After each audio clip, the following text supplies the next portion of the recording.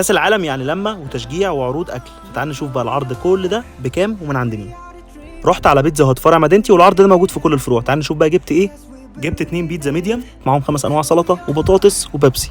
البيتزا اول واحده اخترتها خضروات، وتاني واحده سوبر سوبريم بيف، وادي البطاطس و5 انواع سلطه ولتر بيبسي. وكل ده بقى ما يحلاش غير على الفرجه على ماتش كاس العالم، والمغرب الحمد لله عملتها. نبتدي باول حاجه السوبر سوبريم بيف، عجبتني قوي وجامده جدا.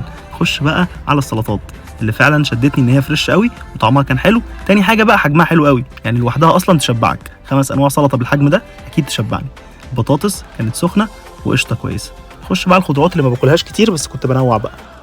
ما تنسوش بقى تعملوا منشن لاصحابكم اللي بيحبوا العروض، وقولوا لي بقى في الكومنتس لو في مطاعم بتعمل عروض لكاس العالم زي كده. اسيبكم بقى مع فرحه منتخب المغرب لصعوده دور ربع النهائي، ومبروك لكل المغاربه ومبروك للعرب كلهم. يا رب.